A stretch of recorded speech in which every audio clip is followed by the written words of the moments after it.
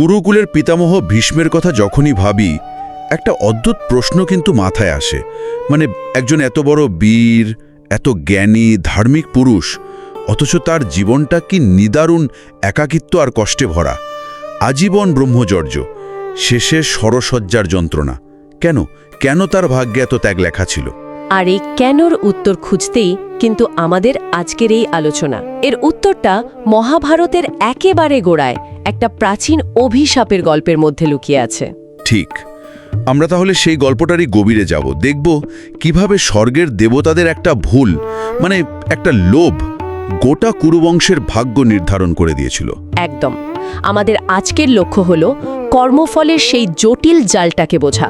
কিভাবে স্বর্গের অষ্টবসুদের একটা কাজ মর্ত্যলোকে দেবব্রত অর্থাৎ ভীষ্মের জন্মের কারণ হয়ে দাঁড়ালো। দারুণ, তাহলে চলুন একেবারে গল্পের শুরুতে চলে যাই। আচ্ছা, এই ঘটনার পটভূমিটা ঠিক কেমন ছিল? গল্পের শুরুটা একটা স্বর্গীয় পরিবেশে। মেরু পর্বতে মহর্ষি বশিষ্ঠের আশ্রম। ভাবুন তো, এমন একটা জায়গা যেখানে কোনো হিংসা নেই।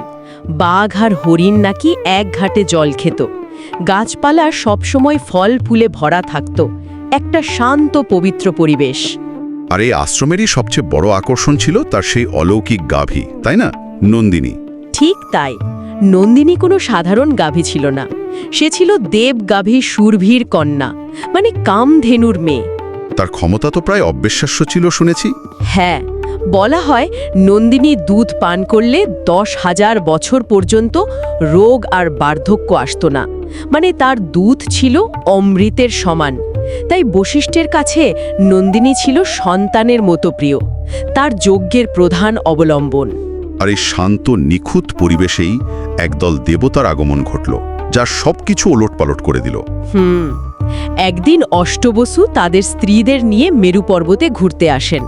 অষ্টবসু মানে ধ্রুব, সোম, ধর, অনিল, অনল, প্রত্যুষ, প্রভাস আর দেও। আর তারা ঘুরতে ঘুরতে বশিষ্ঠের আশ্রমে পৌঁছান। হ্যাঁ, আর দুর্ভাগ্যবশত ঋষি তখন আশ্রমে ছিলেন না। আর তখনই তাদের চোখে পড়ে নন্দিনী, বিশেষ করে দৌ নামক বসুর স্ত্রীর, তাই তো? একদম।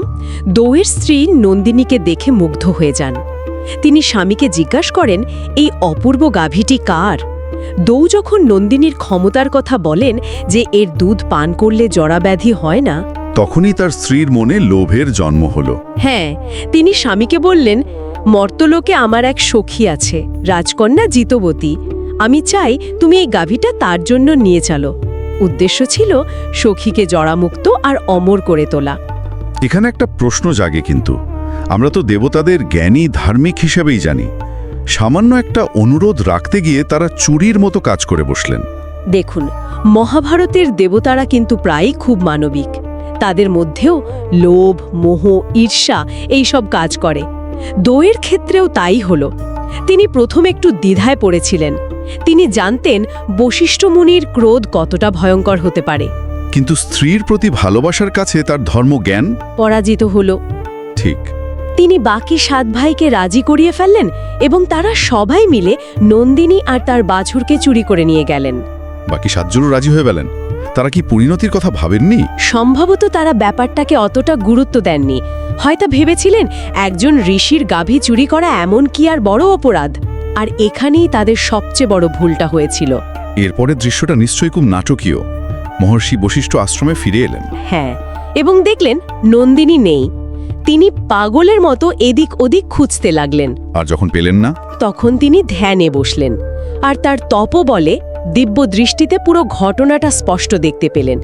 তিনি দেখলেন স্বর্গের দেবতারা, অষ্টবসুরা একজন কি বলে হিংচোরের মতো তার গাভী চুরি করেছে। দেবতাদের এই আচরণে তিনি নিশ্চয়ই প্রচণ্ড ক্রুদ্ধ হয়েছিলেন। তার ক্রোধের আগুন জ্বলে উঠল। তার কাছে এটা শুধু একটা গাভী চুরি ছিল না, এটা ছিল ধর্মের অবমাননা।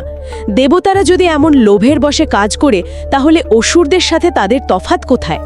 1 মিনিট, এই অভিশাপটা কি মানে একটু বেশি কঠোর হয়ে গেল না? সামান্য একটা ভুলের জন্য এত বড় শাস্তি, মানুষ হিসাবে জন্ম নেওয়া। আপনার প্রশ্নটা খুবই যৌক্তিক। সাধারণ চোখে দেখলে মনে হতেই পারে শাস্তিটা খুব কঠোর, কিন্তু ঋষির দৃষ্টিকোণ থেকে ভাবুন, তার ক্রোধটা ছিল আদর্শের পতনের বিরুদ্ধে। তাই তিনি অভিশাপ দিলেন, যেহেতু অষ্টবসু মানুষের মতো লোভ আর হীন বুদ্ধির পরিচয় দিয়েছে, তাই তাদের স্বর্গ থেকে চ্যুত হয়ে মর্তলোকে মানুষ হয়েই জন্মাতে হবে। যেমন কর্ম ঠিক তেমন ফল। মানুষের মতো কাজ করেছো, তাই মানুষ হয়েই তার ফল ভোগ করো। একদম।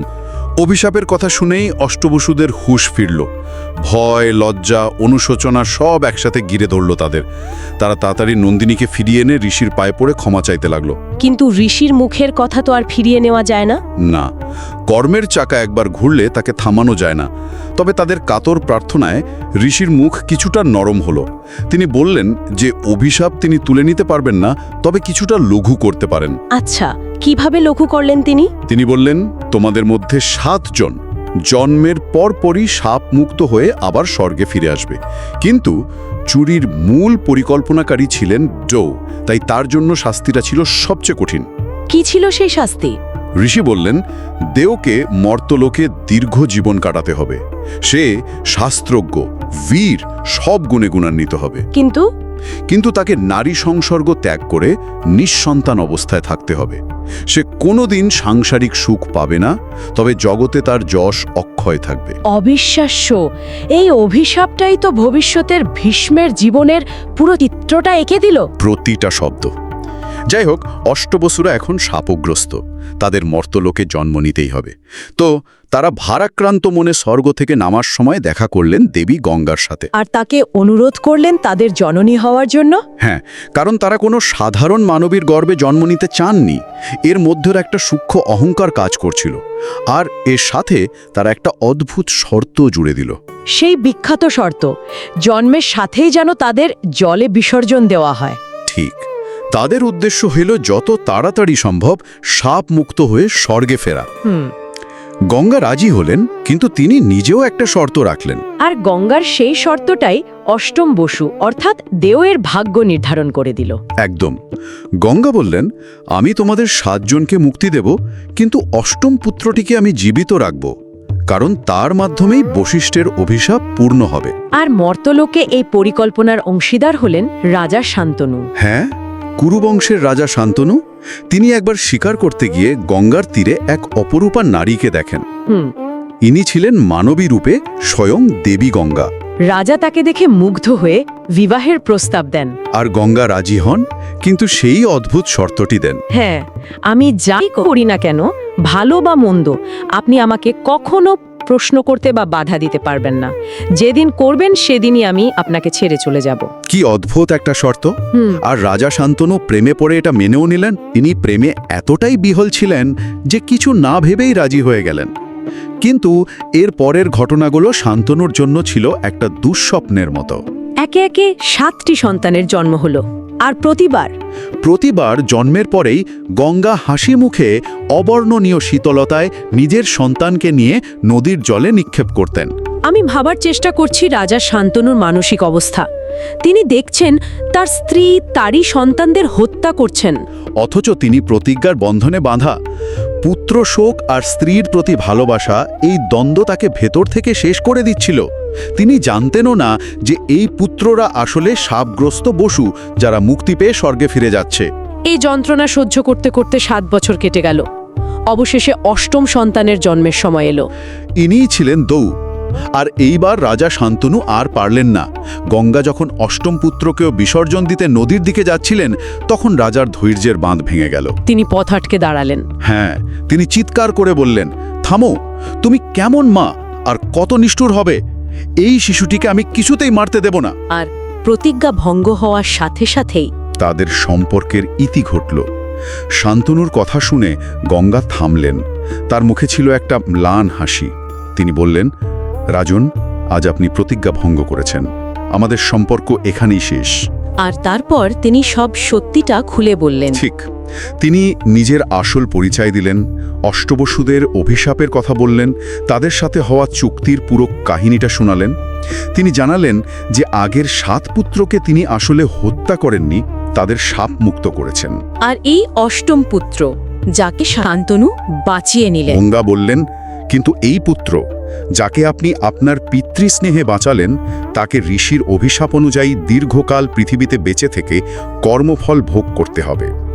তিনি তার নাম রাখলেন দেবব্রত, আর রাজাকে কথা দিলেন যে এই পুত্রকে তিনি নিজে সমস্ত শাস্ত্রে পারদর্শী করে যোগ্য যোদ্ধা হিসেবে বড় করে তুলে সঠিক সময় ফিরিয়ে দেবেন। এই বলে তিনি শিশুকে নিয়ে অদৃশ্য হয়ে গেলেন। কি আশ্চর্য! তাহলে দেখুন কিভাবে সবকিছু এক সুতোয় বাঁধা। বশিষ্ঠের অভিশাপ, অষ্টবসুদের লোভ, গঙ্গার প্রতিজ্ঞা, শান্তনুর পিতৃস্নেহ সব মিলেমিশে তৈরি হলো মহাবীর ভীষ্মের নিয়তি। তার ব্রহ্মচর্য, তার শক্তি, তার করুণ পরিণতি সবকিছুর বীজ এই প্রাচীন কাহিনীতেই বোনা ছিল। একদম। এই দেবব্রতই তো পরে তার কঠোর প্রতিজ্ঞার জন্য ভীষ্ম নামে পরিচিত হন। বশিষ্ঠের অভিশাপ অনুযায়ী তিনি স্ত্রীপুত্রের সুখ বা রাজসিংহাসন কিছুই পেলেন না, কিন্তু তার ত্যাগ আর যশ অক্ষয় হয়ে রইল। তিনি যেন একাই একটা গোটা অভিশাপের ভার বহন করে গেলেন। এই পুরো আলোচনা থেকে একটা ব্যাপার খুব পরিষ্কার: দেবতাদের একটা মুহূর্তের লোভ আর একজন ঋষির ক্রোধ কিভাবে প্রজন্মের পর প্রজন্মকে প্রভাবিত করতে পারে। আর এটাই হয়তো আমাদের আজকের আলোচনার শেষের একটা বড় প্রশ্ন রেখে যায়। আমরা প্রায়ই ভাবি আমাদের জীবন আমাদের নিজেদের সিদ্ধান্তের ফল, কিন্তু এই কাহিনীটা আমাদের ভাবতে বাধ্য করে যে আমাদের জীবনের বড় ঘটনাগুলো কি আদৌ আমাদের নিজেদের হাতে থাকে, নাকি আমরা সবাই অতীতের কোনো না কোনো কর্মের এক অদৃশ্য সুতোয় বাঁধা। ইতিহাসের গতিপথ কি এভাবেই নির্ধারিত হয়?